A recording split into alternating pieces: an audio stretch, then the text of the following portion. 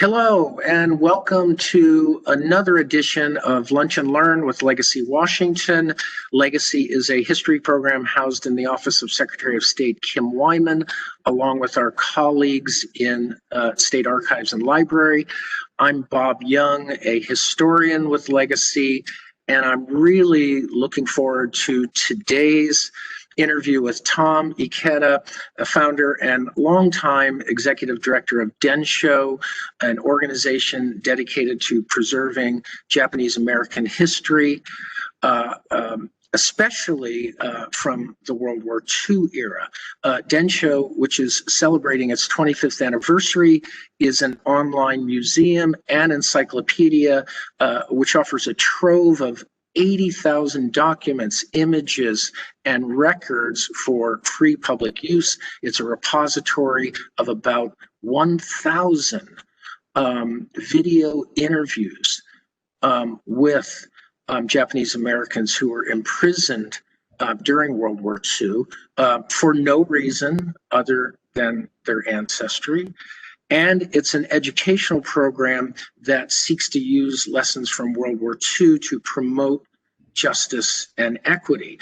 Densho's talented staff has been led these past 25 years by Tom, who was a technologist and Microsoft millionaire, although barely, before he took on the challenge of creating and sustaining Densho, which is a Japanese word meaning to pass stories on to the next generation.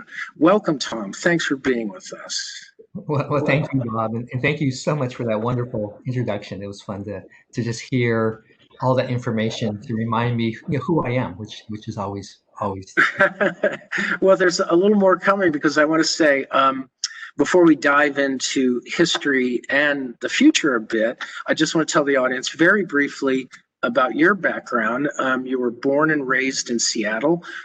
You were a high-achieving student athlete at Franklin High School in Seattle, where your classmates included certified geniuses like Linda Barry and Mark Morris, and celebrities like John Keister and Kenny G.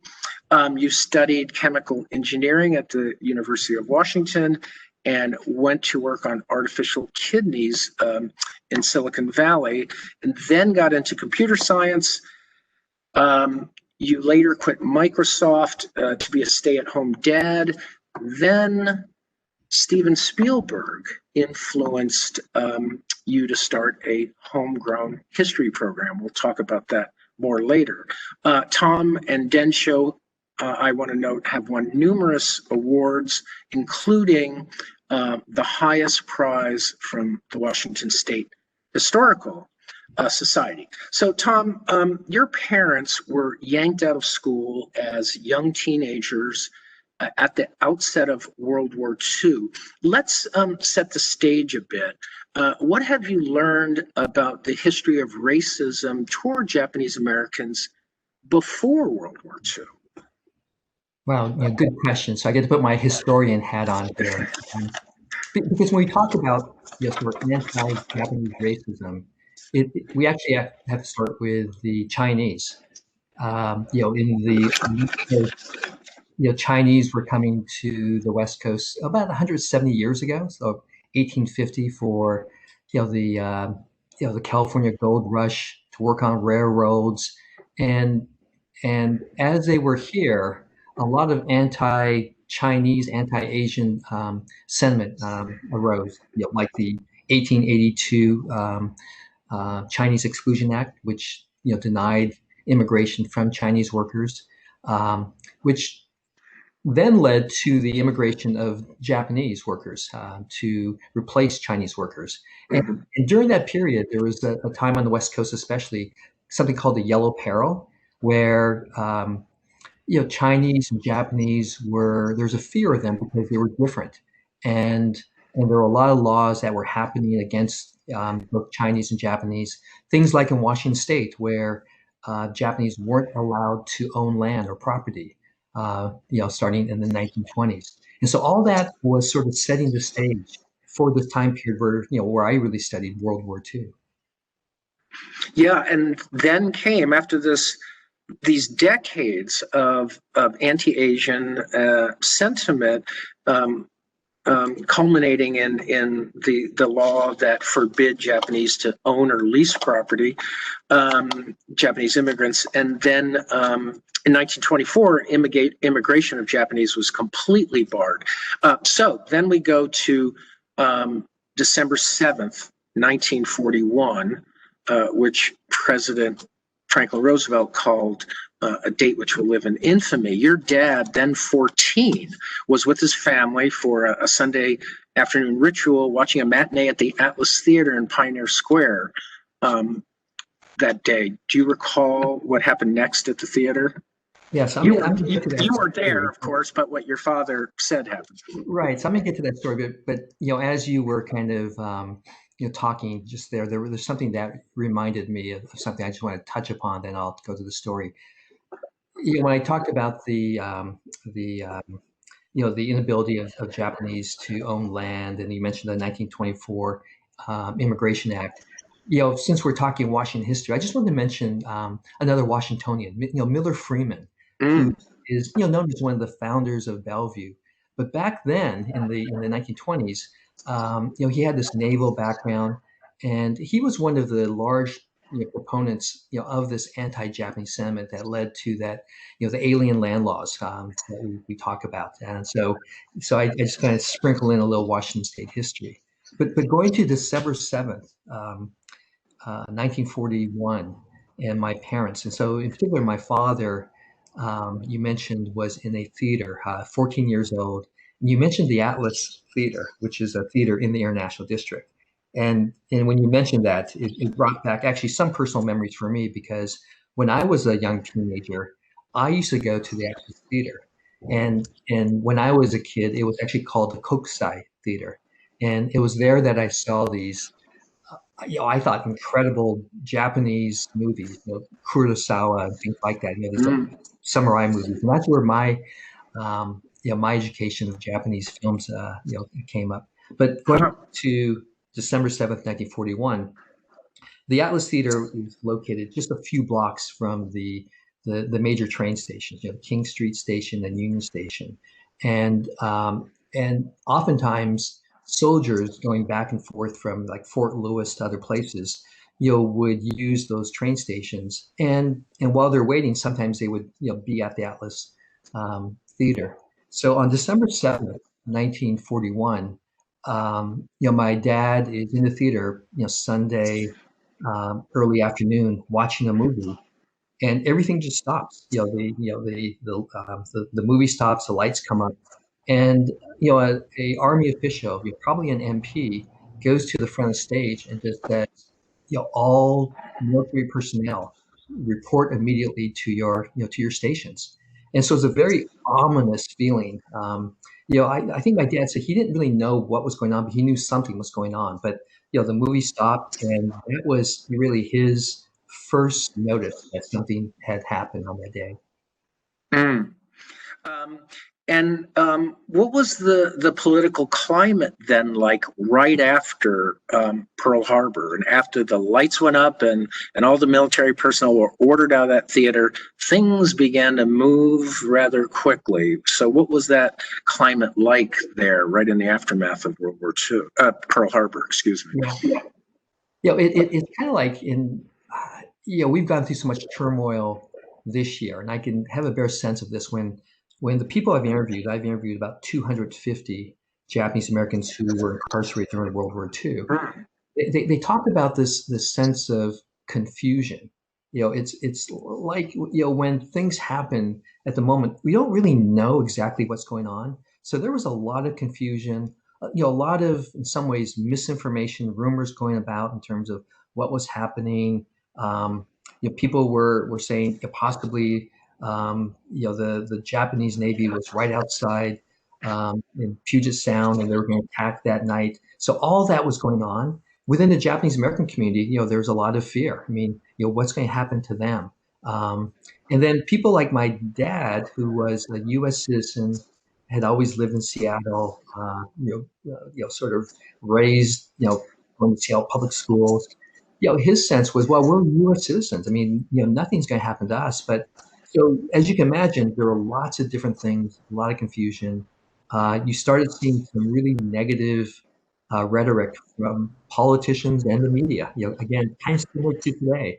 You have politicians who are trying to, in some ways, get more support, and they start taking a very hard line stance against Japanese.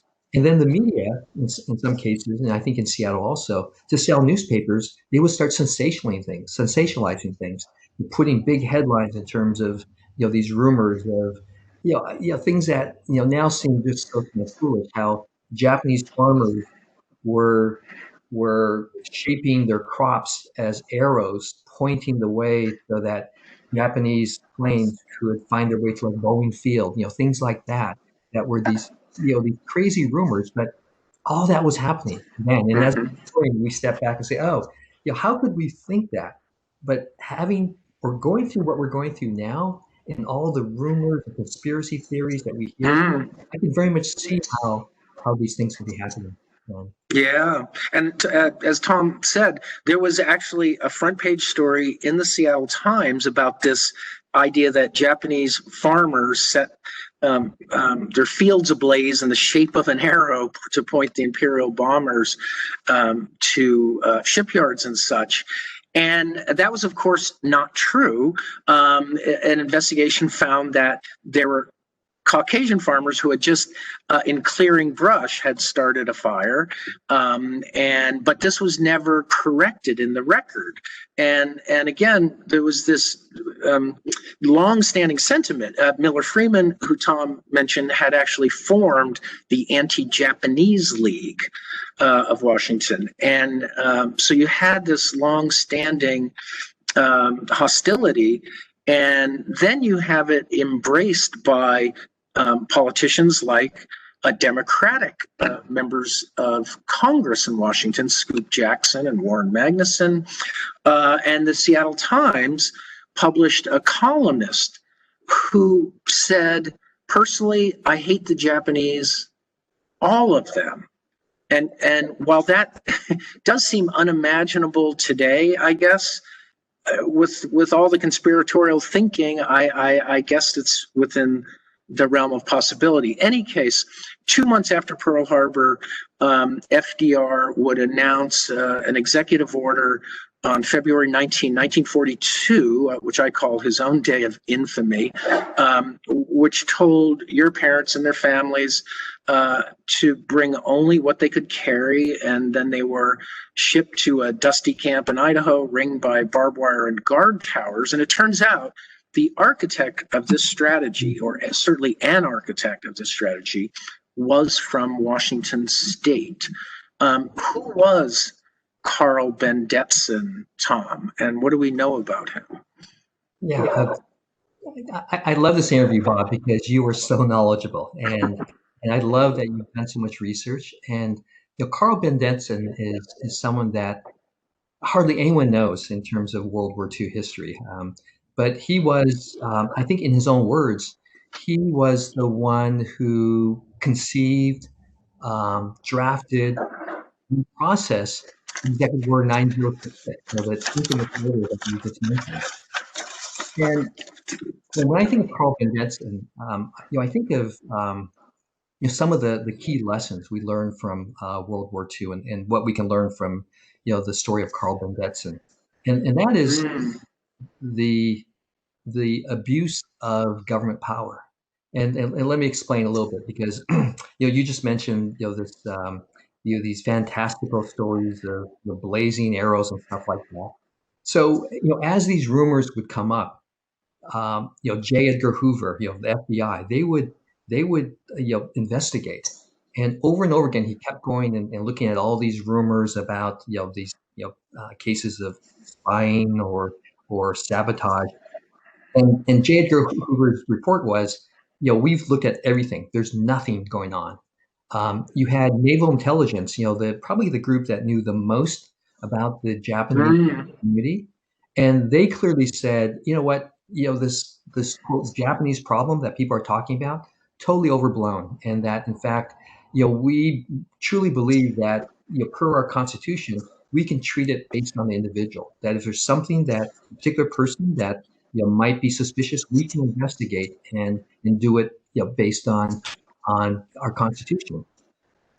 At the same time, you had Department of Justice lawyers who believed strongly that the Constitution would prevent essentially Executive Order 9066. But here you had Carl Bendetson, who, in fact, I think is the chief architect and the person who engineered this through. So he not only defied intelligence, but he actually defied the top army brass in D.C. He actually bypassed them, and so he, with his his superior officer, General DeWitt, they went directly to the Secretary of War at that point, and then directly to the President, and so they bypassed the General Marshall, General Clark, all the key brass, because their point of view was, to do this mass removal would be foolish during time of war. We need all our resources to start fighting the war, not to start rounding, what they thought were innocent people and wasting resources. So against this backdrop, against really the government doing their job, you had this architect, Carl Bendetson, who was very smart, very focused, intent on with his sort of view against Japanese to pick them up or remove them from their homes and place them in camps. And that's the story of Carl Bendetson that I tell to others in terms of, this is how someone in a place of government power can really abuse it and in some ways leverage the media and the politicians to get things done behind the scenes. Right, and Bendetson was a kind of an odd character in that he was from Aberdeen. He went to Stanford University before he became a lawyer, and at Stanford he hid his own Jewish ancestry to get into a fraternity. And there's just something striking about, I think, about somebody who would consign over 100,000 people just because of their ancestry and not anything they had done to prison camps, while at the same time his own ancestors in Europe were being rounded up and sent to Nazi prison camps. There's just something striking about that. So how did it ever? But that just tells me again, the sense of, and again, I have a bare sense of this in terms of how people and in their search of power will do almost anything. And because of the actions of Bendetson, I mean, he was quickly promoted. I mean, he was rewarded for this work. And he wasn't the only one. I mean, we talked about some of the politicians in Washington State, but one of my heroes growing up was Earl Warren. He was Attorney General of California, then later, and he wanted to run for governor. He was in California one of the key anti-Japanese proponents too. So politicians and others, I mean, the things they would do, and later on, Earl Warren said, his decision or his sentiment in World War II against Japanese Americans is probably the biggest thing he ever regrets in his life. But during these times of chaos and stuff, and this, sometimes grab for power, people do these horrible things that, and again, I feel like we're living through this today too. I shouldn't laugh. As I look at this.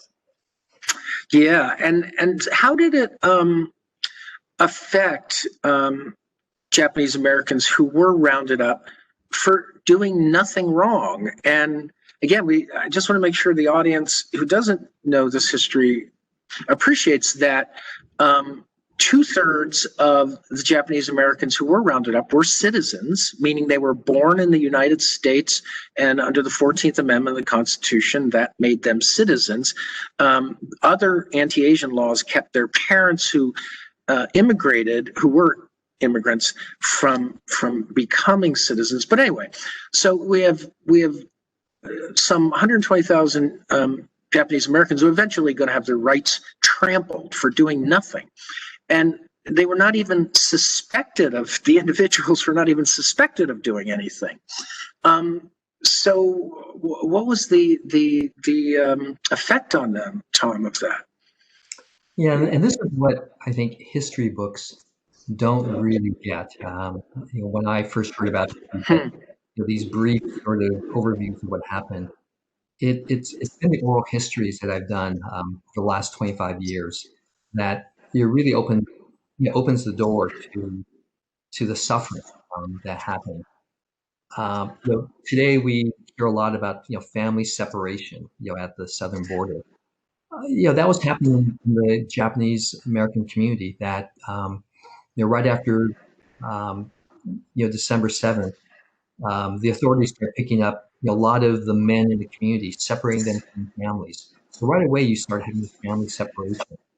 Oftentimes, I've heard stories where when people were removed from their homes and placed in camps, there were times when families did get separated into different camps because someone wanted to either need to go someplace else or authorities wanted to separate them.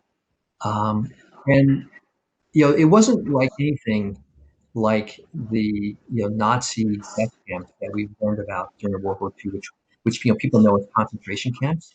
But Hmm. during World War II, the government officials actually called the camps that they were placing Japanese Americans into concentration camps. And so I actually use that term. So if I use concentration camps, I just wanted to explain that.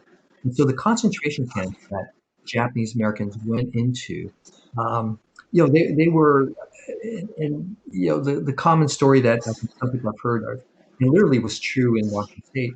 There were horse stalls at the Puyallup Assembly Center, which was named Camp Harmony, which is the Puyallup fairgrounds. And so the stalls that have the pigs and horses and things, Japanese Americans were temporarily detained in those areas. But the thing that I hear over and over again was the uncertainty and the loss of freedom. The community, these individuals knew they did nothing wrong, and then all of a sudden, they're being rounded up, placed in these concentration camps, and they're being told their lies being told. Initially, as they're rounding them up, authorities are saying, "We're doing this for your protection." There are vigilantes out there that want to do you harm, so we'll bring you to safety. And so some people believe that, and some of the most sort of heart wrenching stories are of and I think of a couple of women who were like young teenagers, how heartbroken they were when they walked into places like Camp Harmony and they saw that the guns were pointed towards them and not outside to protect them, but they were actually prisoners. The other lies that they were told was that they said, amongst you, there are many who want to do harm to the United States. And we just can't figure out who they are. So we have to bring them all together. So even within the camps, there's a lot of tension because people were pointing fingers at each other, saying, well, they must be the ones who are the dangerous ones. That Hmm. in Hmm. fact, none of them were. But again, the lies told to them created this uncertainty, division, and tension within the Japanese American community. Frankly, that still exists all the way today, 80 years after the fact. So Hmm. what's going on, Bob? It was a very difficult time for the community. Yeah, and I just want to quickly jump back, Tom, to um, when we talk about Ben Detson, one of the things I admire so much about Densho is the quality of the work there. And so, for instance, you've recruited some experts for some of these entries in your encyclopedia. And the one about Ben Detson is written by Clancy de Nevers, who's written the only book I know about Carl Ben Detson. And similarly, there is uh, one instance we know of treason by Japanese Americans during World War II. And that entry is written by Professor Eric Muller, who wrote a book about the hunt for disloyalty in America, which of course didn't turn up very much. I want to quickly note that while Japanese Americans were rounded up, in no part of the country were people of Italian descent or German descent 100% rounded up as a potential threat, even though we were at war with those nations as well. So there was this one incident, and tell us about that. It involved three women known who were the Chatara Sisters, and of course, it had nothing to do with helping Japan attack the United States. Yeah, let me do a quick tangent, because when you mentioned, Eric Muller, a dear friend of mine too, a professor at the University of North Carolina, a law professor, and just briefly, the reason I know Eric is when I first started Densho, he interviewed my father-in-law for another book he did around the Japanese American draft resistance during World War II. So he's also an expert in that area, and we got to know. Ah. And in his book about these sisters, you often hear within the Japanese American community, the statement that all Japanese Americans were loyal, and no one was convicted of any crimes. And Eric, the scholar that he is, and the legal scholar, said, well, there actually was that one case. And so he dived into it. The very interesting thing was the three sisters, weren't trying to help any Japanese or Japanese American.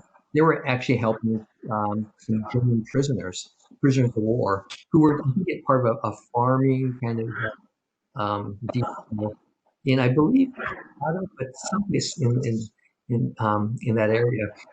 And so there was kind of this interesting love triangle, and they actually helped the German prisoners escape, and for that they were convicted of treason. So they were Japanese Americans. Again, a very different story than what the conspiracy people were thinking. Right. Yeah, and the two German POWs who were on a work release program when they met the Japanese American sisters, who were also on a work release program in farm fields, they were quickly captured as well, and the sisters were tried and in what the media scandalized as the Japanazi romance. And they got a couple of years in prison, but that was the only instance. And even towards, I'm jumping ahead, but even near the war's end, when FDR said, okay, after the election of 1944, he was waiting for that. When he was reelected, then he ordered the camps closed. But even then, the governor of Washington, Mon Walgren, said he didn't think any Japanese American should come back, be resettled in Washington until the war itself was over. He continued this conspiracy that they were Japan's secret weapon. That Imperial Japan was waiting for. By the way, back to your comment, Tom, about Navy intelligence. I think it was Navy intelligence that found that Japan regarded the Japanese Americans as untrustworthy. They thought they were all Americanized and actually couldn't help the emperor. I'm sorry for that digression, Tom. But so Densho, I want to talk about how it has strived to help Japanese Americans become allies of other beleaguered minority communities. Why is that? Well, it really gets to what we've learned from the Japanese American World War II incarceration. Now, I touched upon some of these earlier. How we have, I talked about this earlier, the fear of others, and oftentimes that most impact minority groups. I talked earlier about the abuse of power, how xenophobia can be called in the media, and that how some government officials can abuse that power. And then, the vulnerabilities of those communities. During World War II, Japanese Americans did not have very many people stand up for them. Very few allies. And so one of the lessons that we've learned is when others stand, take a stand and speak up for these vulnerable communities, it does make a difference. I mean, I know from a Japanese American perspective, excuse me, from a Japanese American community perspective, it was so meaningful when there were these isolated groups that took a stand, spoke up for Japanese Americans. The Quakers did that. There's some members in the ACLU, and that was really, really important for the community. So knowing that, knowing that the community didn't have enough allies in World War II, I think it's really important for the Japanese American community to take a stand when we see similar things happening. And we saw a few, with the Muslim community, especially after 9/11, and we saw how there was this anti-Arab American, anti-Muslim sentiment, and even called Muslims in camps. And we believe strongly as Japanese Americans that this should not be repeated. It was happening on the southern border as refugees come up and people are being placed in, again, I mean, in these concentration camps. Again, there was this need to speak out to say, this isn't right. It happened to Japanese Americans. That wasn't right then. It's not right now. That's the importance of speaking out. Yeah, and one thing that really I didn't know, Tom, was an eye opener to me, reading David Niewert's book Strawberry Days, which is about the farming community that existed in what is now Bellevue, Washington, that of course was uprooted by expulsion and imprisonment. But anyway, there was a gentleman who of that community who, when the terrorist attacks occurred on 9/11, immediately thought of the plight of Muslims, and I had not thought of that. Can you tell us a little bit more about why 9/11 would have, triggered that kind of concern? It actually surprised me. I remember, in the days after the terrorist attack in New York in 2001, I had some interviews with Japanese Americans scheduled, and towards the end of the interview, I did ask what they thought about 9/11, expecting for them maybe to suffer maybe some post-traumatic stress in terms of the war environment or something like that. But universally, I had 3 or 4, they all mentioned what they said, the Arab Americans and the Muslims, and how sorry they felt. And so when I did a follow-up, and it makes sense now, they said, well, they know that what's going to happen is the country's going to turn against them. They're going to make them the scapegoat. They're going to start blaming, these Americans who are of Muslim faith or Arab Americans. They're going to start blaming them for what just happened. And they said, so bad things are going to happen to them. And that's what they were worried about. And these were from the Niseis, people who had gone through that experience themselves during World War II.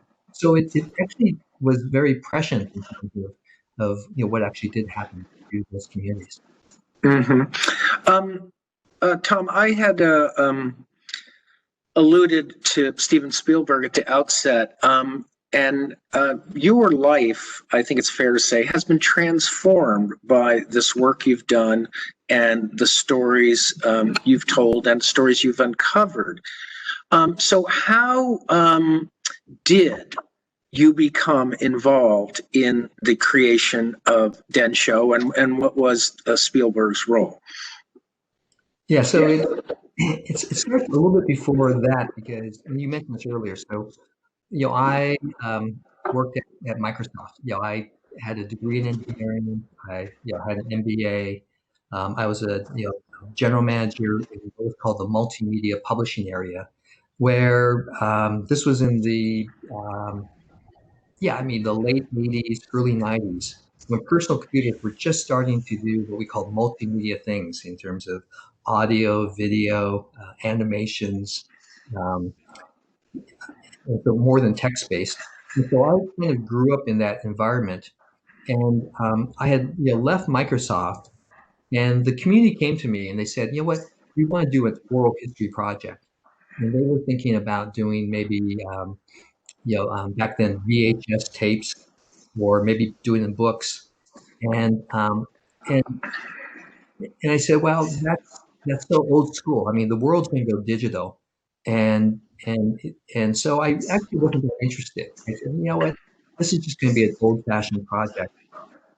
The group still want me involved, and so they arranged for me to fly down with some other people to go visit this project called the Survivors of the Shoah Project.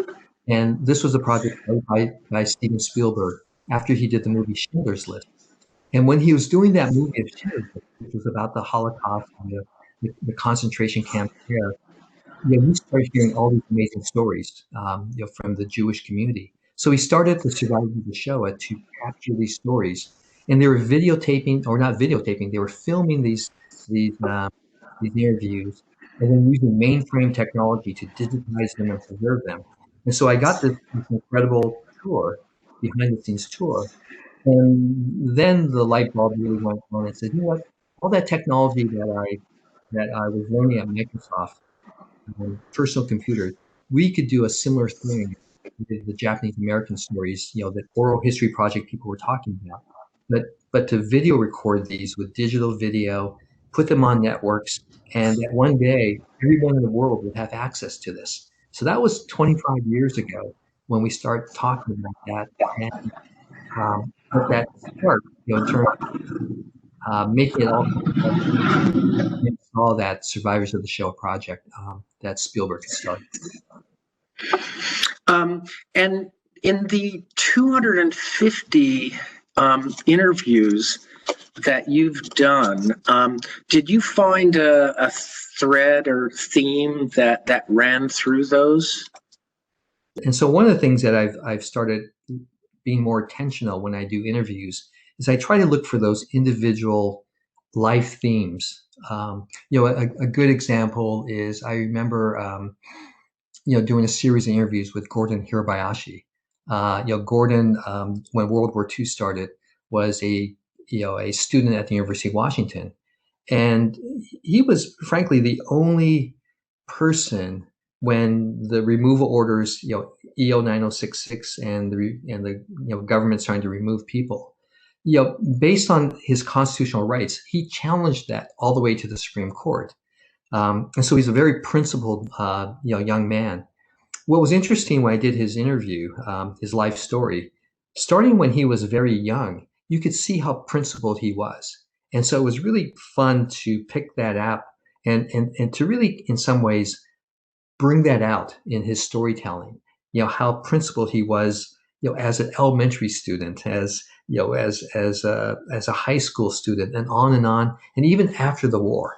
And so, a long answer to your question is that every story, I think the theme I found is how you have to treat every story as a unique story, and not assume that, oh, they're going to say this, and that's their story. You actually have to explore and examine and tease out things, which is what I love about oral histories. And I know you do a lot of interviews, but I always tell the staff, the most favorite thing I do, I'm the executive director. I'm supposed to be out there raising money and doing strategic relationships and working with the board. But I tell the staff, when I think about my work, the best thing I love to do is just go off and spend a few days and do an interview and do the research and just get to know someone and someone's story, because I learn so much. I get connected to someone, and it's such a beautiful thing. And so that's the theme, I guess. And it's hard, especially right now, because just even in these last few weeks, I've heard of several of the people I've interviewed, have passed away, and you do get so close to people during this process, and it is so sad when they do die and pass away.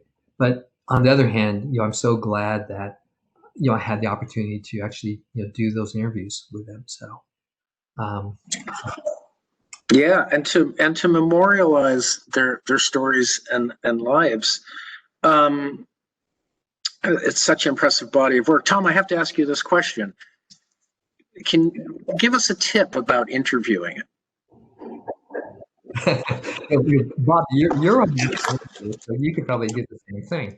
I think it just comes from being curious and just just liking people and just really and my wife says this and I really understand this. She says people's stories are like her books, and I believe that too. Where you could just sit down with someone and not only do you get a really interesting good story, but you learn so much if you are willing to take the time to really listen really carefully.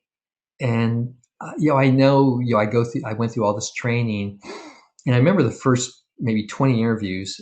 I was more worried about getting the right questions and making sure I asked them in the right order.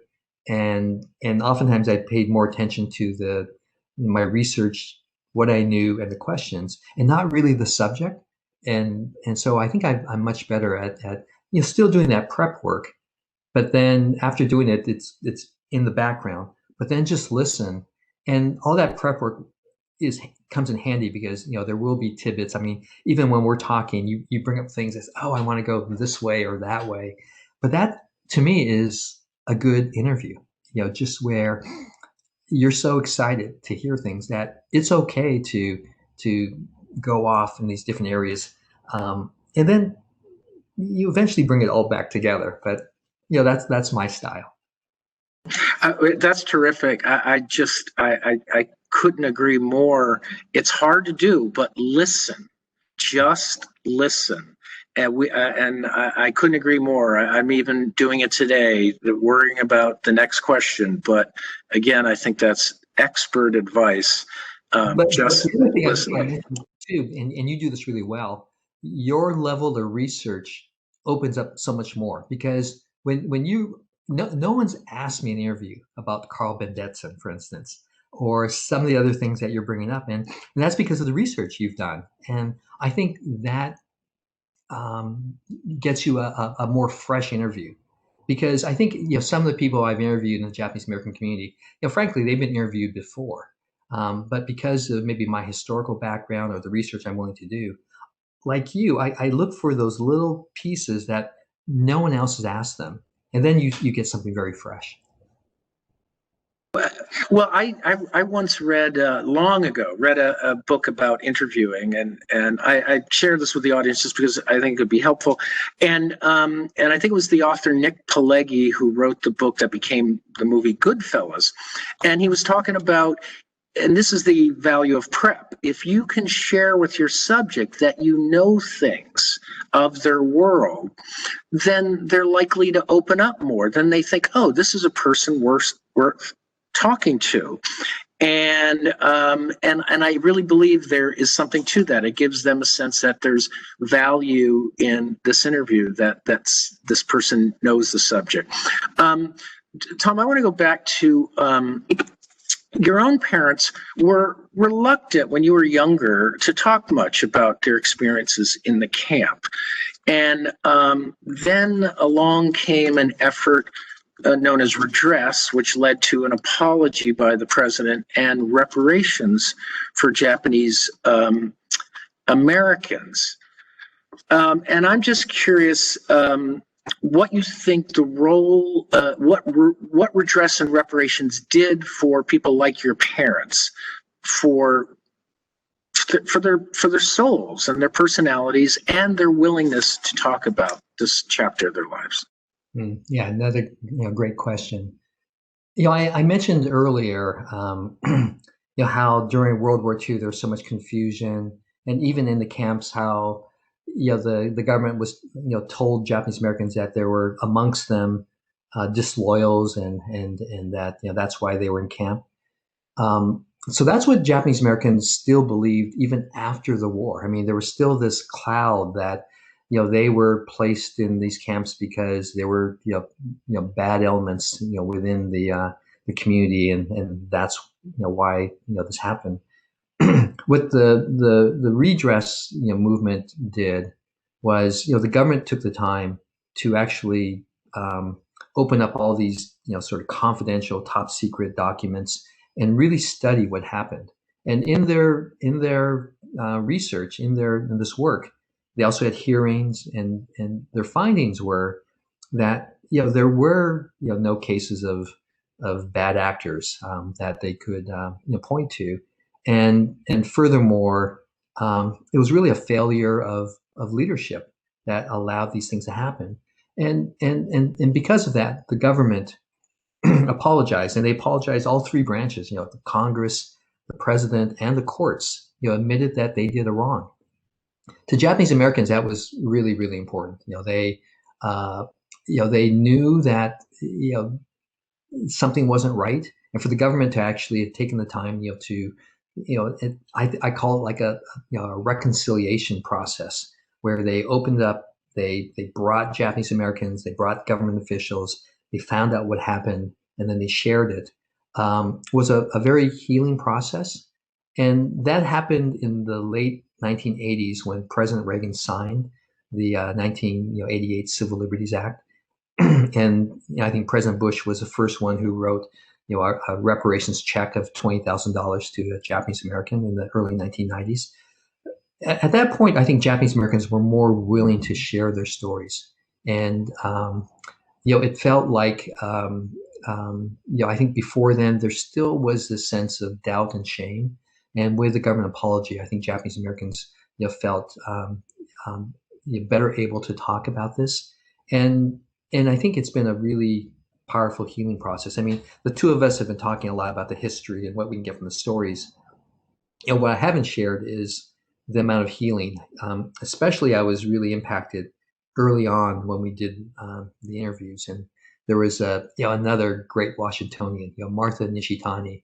She was a dance instructor, longtime dance instructor in the University District in Seattle, and taught probably hundreds, if not thousands, of students. But we interviewed her. She was in her 80s, and when she was finishing the interview, she came out. She was just in tears. She was crying, and she actually uttered the words, "Now I can die." And we were really sensitive in terms of post-traumatic stress, and so we kind of asked her, "So, Martha, are you okay? I mean, was this too hard?" And no, she says, the tears were really of joy and relief.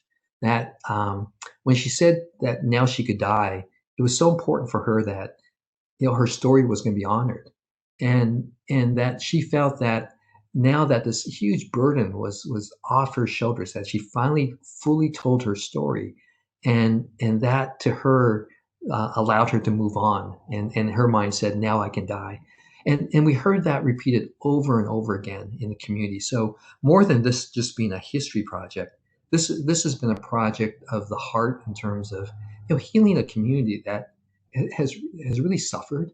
And again, when I reach out to other communities, it's yes, I talk about the Constitution and the rights and all these things that are supposed to be happening in our country, but it actually comes from a place of the heart of compassion, knowing what the suffering is and the trauma that people are going through, and if we could just minimize or eliminate that, how important that would be to so many people. So how do we, you've given this some thought, and I'm sure you'll give it more, but how do we heal these wounds, especially long-standing ones inflicted on minority communities? It is this combination, and again, using the experience of the Japanese American community.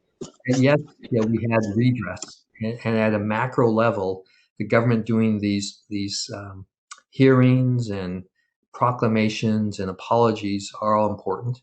But going back to just what I said, it really does, I think, become a matter of the heart, the individual stories, and if we could, sort of clone, Bob Young, Tommy Ikeda, and thousands of other just really interviewers, just to sit down with people and hear their stories and honor their stories. I think that is a tremendous goes a long ways in terms of healing. And maybe they don't need to be master interviewers. I mean, it could be just younger generations taking the time to really hear the stories of people suffering.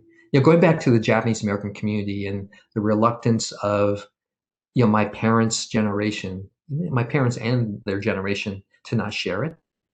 A lot of that, I think, was they want to protect me and others. They didn't want us to suffer, um, what they had suffered, and even sharing those stories. I have to tell this really short story. 25 years ago, when I first started talking and forming Densho, and I excitedly went to my dad, who went through that whole experience, and I said, so we're going to do this. We're going to actually interview Niseis and preserve them, and it's going to be shared.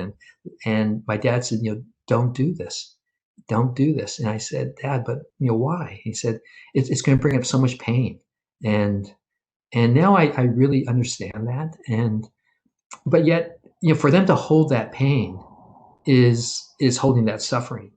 And so if in terms of really that healing process, these stories have to come out, as painful as they are, and they have to be heard as we're talking, with a sense of really deep listening and caring and honor. And I think that, more than anything, would help the healing. Yes, and that word, that very important word you mentioned, compassion, which seems to have been in short supply, at least amongst our leaders in recent years. Tom, there's so much, obviously, so much more we could talk about. We haven't scratched the surface of, and there is a profile that Legacy Washington has done of Tom and Densho that will be published free online, in concert, if you will, with Densho's 25th anniversary. And I just want to ask you about some of the challenges you've faced during the pandemic, and how you've responded. And I'd like to hear more about your virtual teach-in on the history of xenophobia and racism. The pandemic essentially has, what has been really the most difficult thing is it's really, create distance between me and the community, and I mean physical distance. I mean, it was always so important to me to be face to face with members of the community and hear their stories, or share kind of what we're doing and get the feedback. And there's it's hard to replicate just being in a room of people, sharing stories. And and so the pandemic, we've missed that. But and especially because I think we're really adept with technology. We have gone remote, and so all the workers are at home working remotely, and we can still do our work. and we still talk to people via Zoom and other online vehicles. And what's been interesting, and you mentioned workshops. Before the pandemic, we did these workshops pretty much face to face, where we'd get a room of teachers and do these workshops, or we would discuss family history and how Japanese Americans can do research and find documents that we can then scan and digitize and preserve. The exciting thing about going online is it's expanded our reach. I mean, when we think about like Washington State, it's a big state, and in particular, when I think of Eastern Washington, it tends to be more rural. Most of our workshops would tend to be on the west side, in places like Seattle or Olympia, Tacoma, around the major cities, and it's harder for people in other parts of the state to participate. The real pleasant surprise and benefit of going remote and doing now our workshops online is it's much easier for people in more rural areas to participate, not only in Washington State, but actually around the whole country. And it's actually changed the tenor sometimes of our workshops, because we get a larger, more diverse audience. And so it's been good for us to, in some ways, be able to open the doors more widely with these teacher workshops around xenophobia that you mentioned, whether it's family history, and I know the people who generally could not attend one of our physical workshops are especially grateful, and we get these really heartfelt messages saying, you know what, if you had not done this as an online workshop, I would not be able to participate. And now I not only get the information, but I now connected to a community. And so it's all relative. Whereas I would said at the beginning, I feel a loss of community because we're doing this. There are others who actually feel a much stronger sense of community because before they had nothing, and now at least they have, kind of this online community that they can share this with. That's really cool, Tom, and I'm glad that's working out that way. And I would just stress that, or encourage folks, if they have any more interest, to visit the Densho website. It is terrific. It has, again, all kinds of records, images. There's a lively blog where interesting and timely stories are posted. Tom, for instance, posted a piece. We mentioned Miller Freeman early on. There was a incident at Bellevue College, a public school, where an artist, Aaron Shigaki, had put up a mural that was intended to remind us of one of the greatest mistakes in American history. And the college officials edited that mural, edited out the artist's work because of a mention about the role that Miller Freeman had played in arousing anti-Japanese sentiment. So anyway, Tom, quickly, Densho does watchdogging as well, and make sure that Washington history is not being whitewashed. And so Tom quickly posted something about this and about how the artist's mural had also been edited in another event, and about how some of the archives of Miller Freeman at the University of Washington had gone missing. So anyway, it is a rich resource, and to watch and listen to the interviews with the survivors can be a moving experience. Of course, the interviews are also transcribed, so you can read them as well if you don't have to take furious notes during them, because the Densho's got them transcribed. And so, Tom, I would like to just ask, what's ahead for you and Densho, and what more do we need to know about your 25th anniversary? It's interesting as I'm sitting here talking with you, and I think of both of us in terms of our careers and how much we've learned over the years, and I've been doing this for 25 years, so I've learned a lot, and and people in the community rightly so are saying, so Tom, you're now 65, and it looks like you might be retiring soon, and that's interesting.